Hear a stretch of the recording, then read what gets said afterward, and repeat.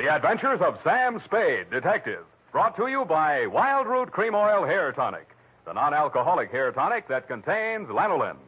Wild Root Cream Oil. Again and again, the choice of men who put good grooming first.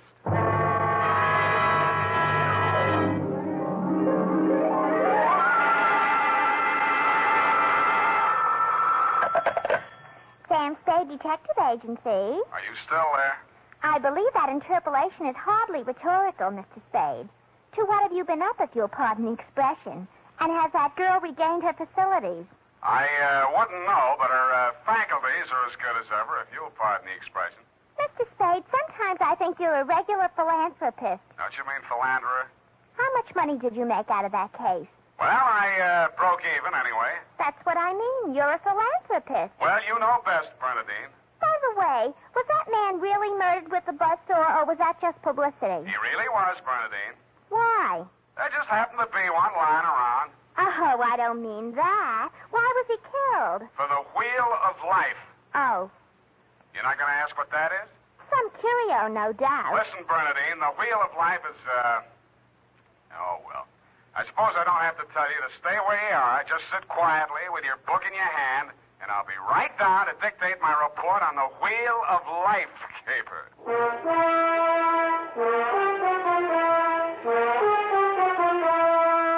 Dashiell Hammett, America's leading detective fiction writer and creator of Sam Spade, the hard-boiled private eye, and William Spear, radio's outstanding producer-director of mystery and crime drama, join their talents to make your hair stand on end with the adventures of Sam Spade. Presented by the makers of Wild Root Cream Oil for the hair. Come on, mister, give the gals a break. Treat them to a look-see at a really handsome head of hair. Neat, well-groomed hair, the way yours is going to look when you spruce up with Wild Root Cream Oil Hair Tonic. Famous Wild Root Cream Oil grooms your hair neatly and naturally, relieves annoying dryness, removes loose, ugly dandruff. So, how about it, men? Why hold off any longer when now's the time to get Wild Root Cream Oil Hair Tonic? Again and again, the choice of men who put good grooming first. And now, with Howard Duff starring as Spade, Wild Root brings to the air the greatest private detective of them all in the adventures of Sam Spade.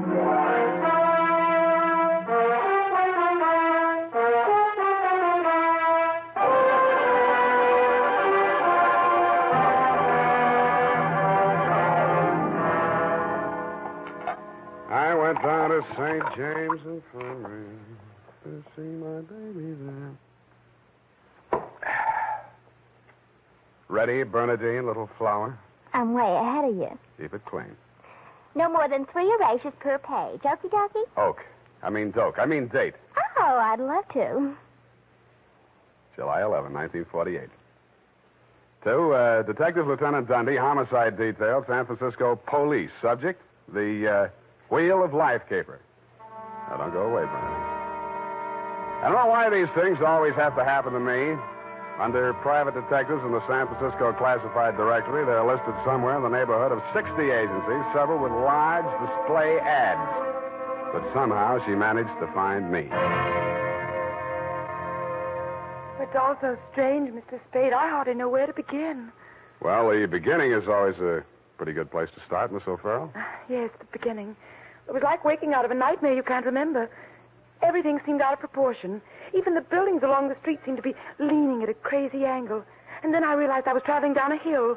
I looked wildly around for something to help me get my bearings. And there was a street sign, O'Farrell, stuck in my mind, so I gave it to your secretary when she asked for my name. Uh-huh. What's your real name? I don't know. I don't know who I am, where I came from, or where I'm going.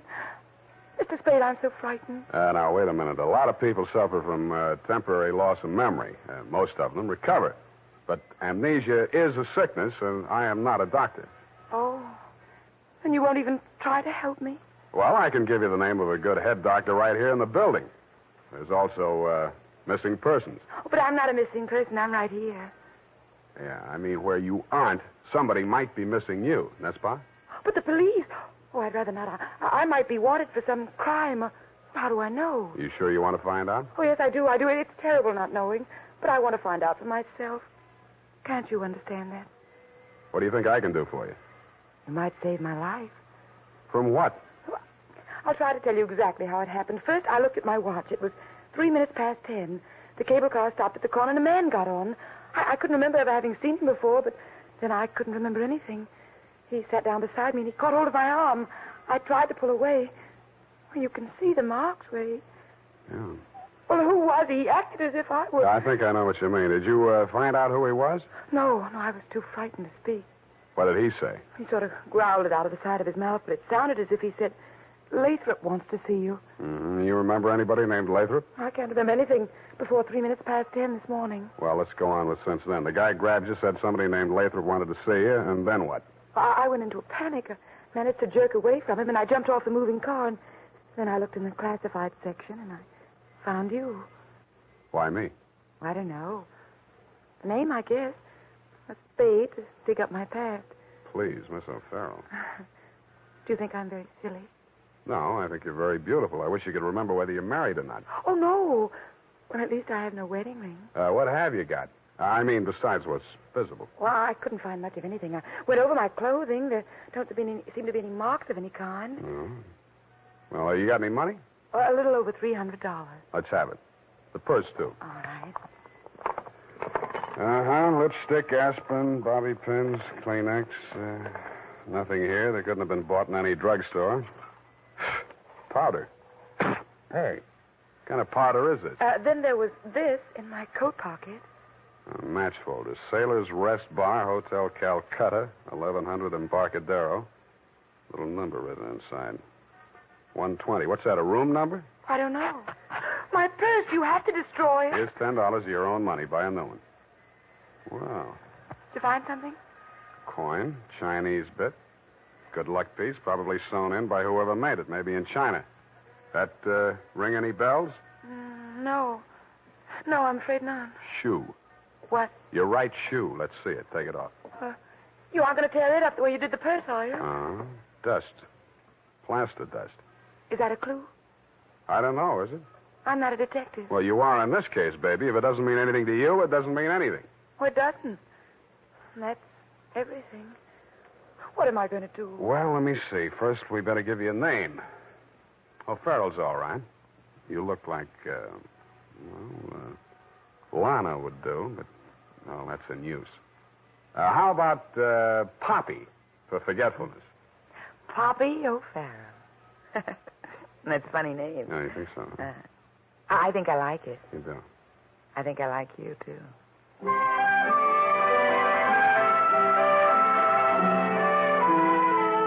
I liked her, too. There may have been blanks in her brain, but the rest of it figured. In the elevator, I started adding it up, and by the time we reached the street floor, it came to quite a tidy sum. Where are we going, Sam? Far, I hope. But first, we're going to find you a place to stay. Oh, yes, we must be practical. No use overdoing it, huh? Oh, no, Sam, I didn't mean... Wait, What's the matter? You remember something? that man, the one who followed me this morning, he's standing right out there waiting. The one in the straw hat leaning against the newsstand? Yes. Where are you going, Sam? You stay here. I just remembered something I hoped I could forget. Hello, Shuggy. What brings you back to town? Do I know you? That doesn't matter. I know you. The name you were using when you blew this town was Shuggy Bellows. You wouldn't take the risk of showing your face here again unless the caper was worth it. You got a big nose. Keep it clean. You've been tailing that girl all day. Why? Dame? What dame? Who's Lathrop? I don't remember. Okay, I'll give you a chance to think it over. Hey, officer! You dirty shamus yelling. No, no, you don't. Here, what's going on here? Break it up. Oh, Mr. Spade. Is this fella giving you trouble now? Yeah, what kind of a beat are you pounding here, Clancy? Letting a cheap drifter like this walk around with an armpit full of gun? Or are they handing out permits to characters like these Well, days? no, how about that, son? Have you a permit now? And a goop copper. Oh, so one of them clever lads he is. Well, come along, me bucko, before I lose my temper and give you your lumps now. Stop, okay, fellow. I'm coming. That's better now. Much obliged, Mr. Spade. I'll pay you for this, Shamus. And a goop to you, too.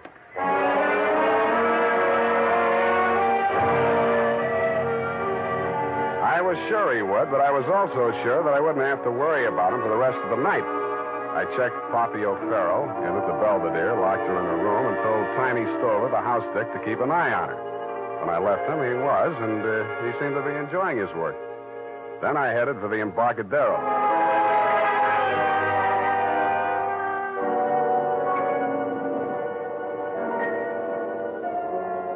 I found the Hotel Calcutta, but I couldn't find the lobby. There wasn't any. It had been squeezed out by the Sailor's Rest Bar. So I tried the bosun-type bartender. Howdy, mate. You got business aboard? Yeah, where do I find the purser? Hey, went ashore. All the officers went ashore except the janitor. He's passed out in his bunk. Oh? How about the passengers? You're in the thick of them right now. They spend most of their time and their money right here. Which one belongs to 120? You a dick? Yeah, but I got $10. Well, what I can tell you ain't worth it, but thanks anyway. He stayed in his cabin. I only saw him at once. That's when he went ashore. I says to the deck steward, that's room clerk to you. It was a general. He says, name of Korolenko. I noticed him because he was a real creep, see? 6'4" of solid brass. His head stuck up in the air, and he didn't move nothing from his stern to his shoulders. A real Frankenstein. Do I keep it then? Yeah. Do I get a look at his room? Yeah, sure. Go ahead. Who's stopping you?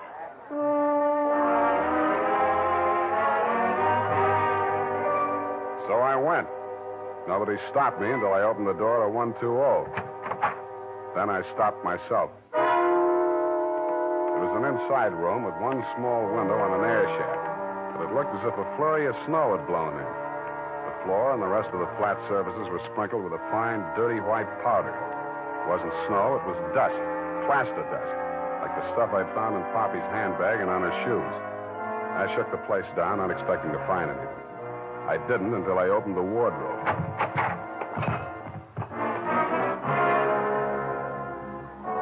The body of a well-dressed ship surgeon, but his uniform was rumpled, torn, and bloodstained. From the look of him, his throat had been cut. I wondered if Poppy would be able to jog her memory that far back. When I found the murder weapon, I hoped she couldn't. I really did. It was not a knife. It was not even a razor. It was an electric buzzsaw. That tore it.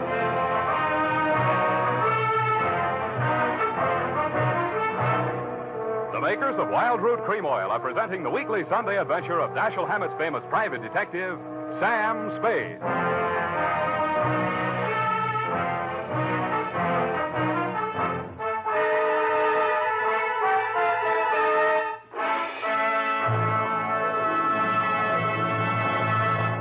If you want the well-groomed look that helps you get ahead socially and on the job, listen. Recently, thousands of people from coast to coast who bought Wild Root Cream Oil for the first time were asked, how does Wild Root Cream Oil compare with the hair tonic you previously used? Better than 4 out of 5 who replied said they preferred Wild Root Cream Oil. And no wonder. Wild Root Cream Oil grooms the hair neatly and naturally, relieves annoying dryness, and removes loose dandruff. What's more, non-alcoholic Wild Root Cream Oil is the only leading hair tonic that contains soothing lanolin. So ask for Wild Root Cream Oil Hair Tonic. Again and again, the choice of men who put good grooming first. By the way, smart girls use Wild Root Cream Oil, too. And mothers say it's grand for training children's hair.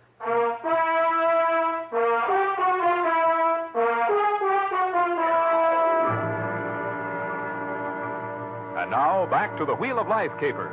Tonight's adventure with Sam Spade.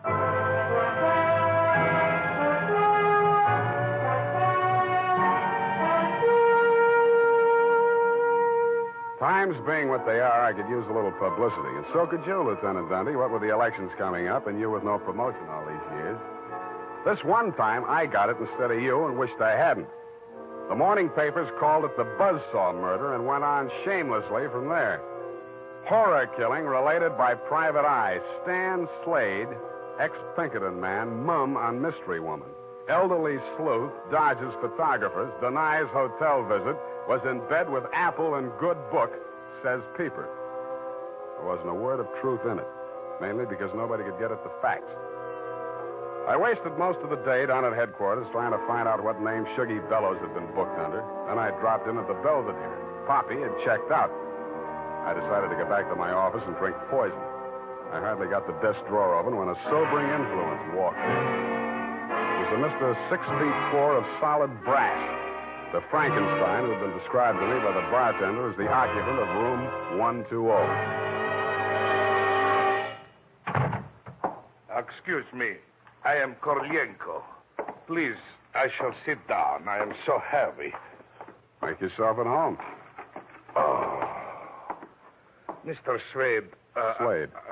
Excuse me. I am so heavy. I am Korlenko. So you told me. I'm really Spade myself. So, why are she hiding from me? Who? That girl, Miss Paget. Her, I am paying 1 month in advance, $300 American. Me, she have dessert. I am not rich, only moderately wealthy. But you understand, it's not question for money alone. That ship's doctor, he was most kind to me. He cared to me even after I arrived. Now he are dead for his pains, his dirty tricks. Yeah, I know how you feel. Now, if you'll take it a little easy, I think we'll get farther. You say this girl's name is Paget, and she traveled with you. From Macau, where she is the Florence Nightingale for Portuguese hospitals, forcing me to employ her, all others being Chinese nuns. That figures. You sick? No, only I am so heavy. They are breaking my back in traffic accident, rickshaw collusion. You're wearing a plastic cast? Yes, like a turtle, I am closed with my neck sticking out. Look, see? Now it is better as before. The ship's doctor trimmed the rough edges with buzzsaw. Buzz, buzz, buzz, I can walk. But it's like suit from armor, for which I alive. Look.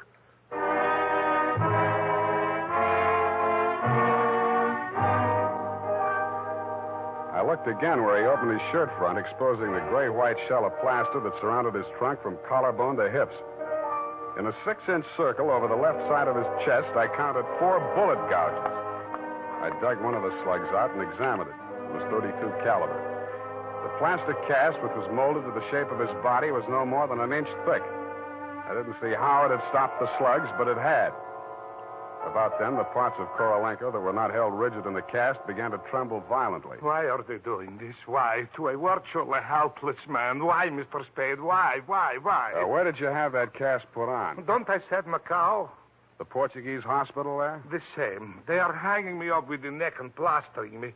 Comes great pain, they put me to sleep from anesthetic. I are waking up in ambulance arriving at shipboard. Why you wish I should tell you my operation? More important things we should be discussing. I think so, too. I think Miss Paget and her friends had something they wanted to smuggle out of Macau and into San Francisco, and you're it. Oh, excuse me. I am not comprehensible. Look, I mean, while you were out with the anesthetic, they planted the goods, whatever they are, in or under your cast. Oh, that is why I am so heavy. The wheel. The what? The wheel. Look, I'll show you. He hauled a manila envelope out of his overcoat pocket and waved it in my face. I took it over to my desk and fished out the contents. It was a set of X-ray films. 3 of his spine, showing the fractures, 4 of the skull, 3 I couldn't figure out, and 1 of his rib cage, only something new had been added. In silhouette, it looked like the wheel off of a child's wagon. What is it, this wheel? What to do? 6 months I must remain in this straitjacket. If I remove it, I die. If I keep it on, they kill me to get their smuggle. Well, you look to me like the luckiest man alive. That wheel, or whatever it is, saved your life by stopping 4 slugs. But still I shall die. How shall I die? When shall I die? Your best advices, please. Korolenko, I think you better die right now. Excuse me? It's the only safe place for you. The morgue.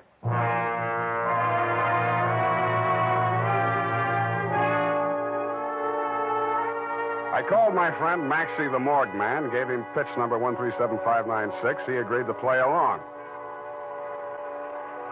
An hour later, I stood on the curb, head bowed, hat in hand, as the morgue wagon drove away into the gathering mist. Straight facing the way, What do you want, Shuggy? I want to blast this gun straight through you, and I will if you give me any excuse at all. You sound like you mean that, Shuggy. You're getting smart, Shamus. I get going. Where to? Mr. Lathrop wants to see you.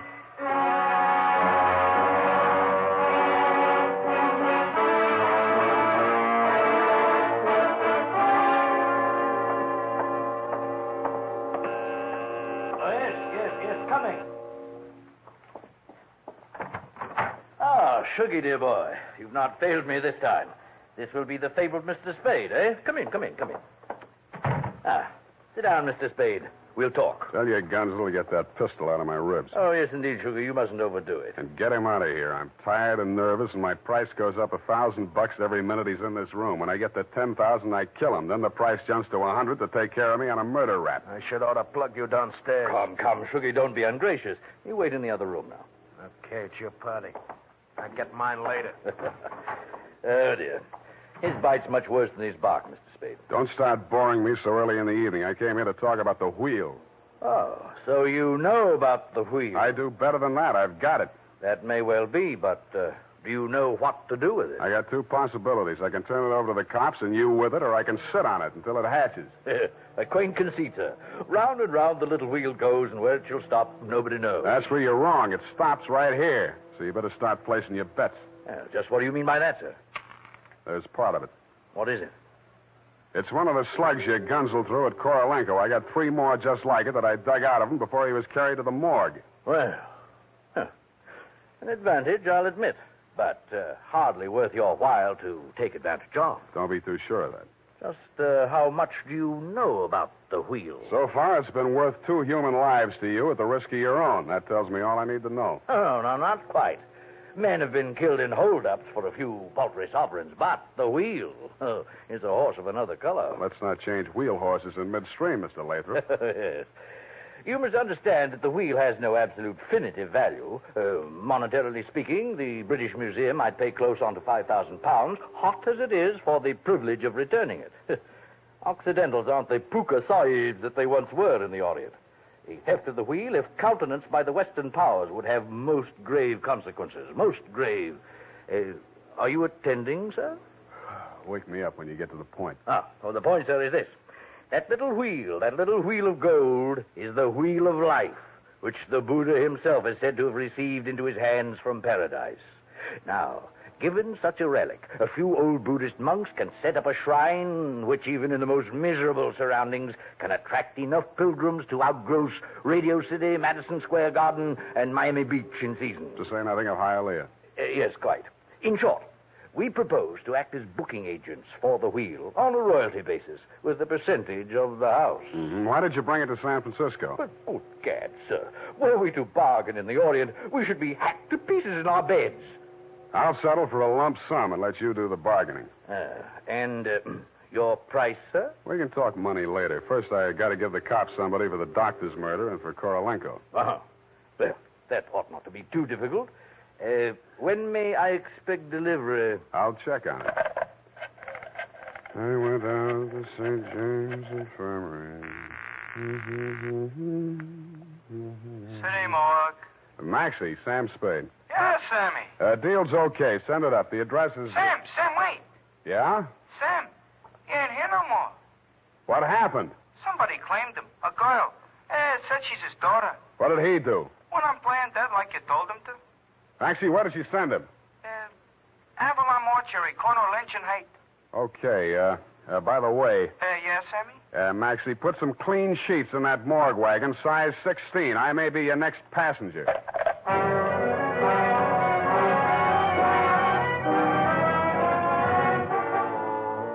At the Avalon Mortuary, the night watchman let me in. He said Mr. Korolenko's daughter had brought an overnight bag and was keeping a vigil by his bier in slumber room number 7. I approached on tiptoe. Just as I reached the door, I heard the most terrible sound I've ever heard. It was a buzzsaw biting into plaster. How deep, I didn't like to think. I did the first thing that popped into my head. I grabbed up a lamp from a console, smashed the bulb, and plunged it into a vase of flowers. As luck would have it, slumber room number 7 was on the same fuse box. As luck would not have it, I was facing a desperate woman in the dark. I hugged the carpet while she emptied her gun. I hoped she didn't have a spare. I forgot about the buzzsaw. The room lighted up momentarily from the lights inside my head, and I staggered back against the wall. I waited for her to get her bearings again. There was no hope of me getting mine. Then I heard a big, hollow thud. The whole room shook, and the lights went on. Poppy O'Farrell and/or Paget lay on the floor under the stony weight of Korolenko plus 60 pounds of plaster. Get up!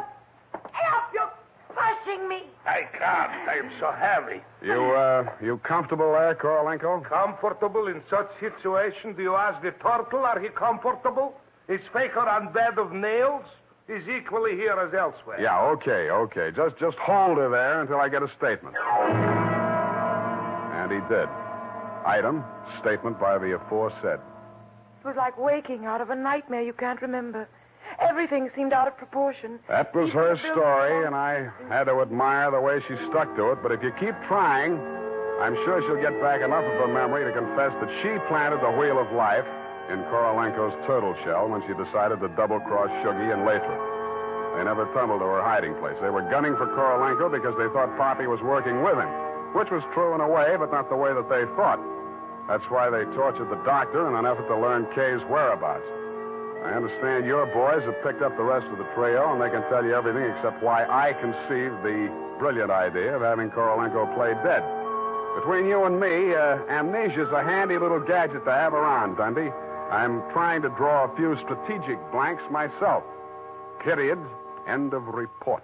Pardon me, Mr. Spade. Yes. There are just a few little coincidentals that I do not find entirely reprehensible. Such as? Well, I don't want to appear lucid or anything of that type. Believe me, you doesn't. I mean, don't it? Oh, you say the sweetest thing. But it's about the wheel. Oh, yes, the wheel. Well, I'll tell you what you do. You type that up. I've got to call in about that now.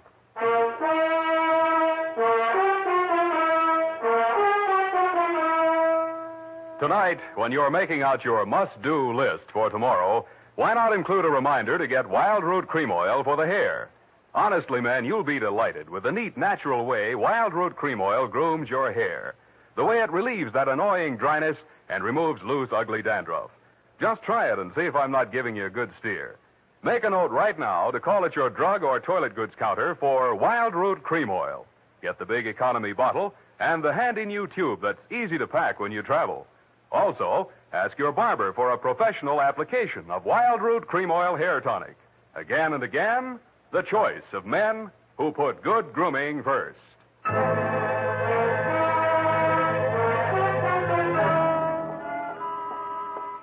you ascertain the lowdown on the wheel of life? I certainly didn't. No, we won't know about that for 6 months. Because definitely, that plastic cast has to stay on him. Doctor's orders, you know. Oh, but I won't be here 6 months from now. You can say that again. But I won't be here 6 months from now. Stop repeating yourself. But you just said you can say that again. Yeah, Just as distinctly as if I was sitting here. That's what I like about you, Bernadine. A woman of distinction, that's what you are. Well, if you want to take me dancing, why don't you just say so? Bernadine. It's leap year, and I always say discrimination is the better part of value. You are absolutely corrupt. Well, I'm glad I'm right about something. Good night, Mr. Spade. Good night, and I'll say if it kills me, sweetheart.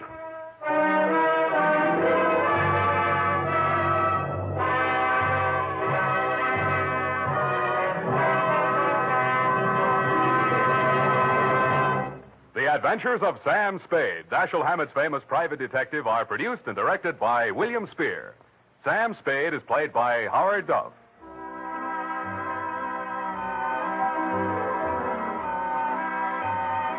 The Adventures of Sam Spade are written for radio by Bob Tallman and Gil Dowd, with musical direction by Lud Gluskin. Gil Dowd directed tonight's broadcast in William Spear's absence. Join us again next Sunday for another adventure with Sam Spade, brought to you by Wild Root Cream Oil. Again and again, the choice of men who put good grooming first.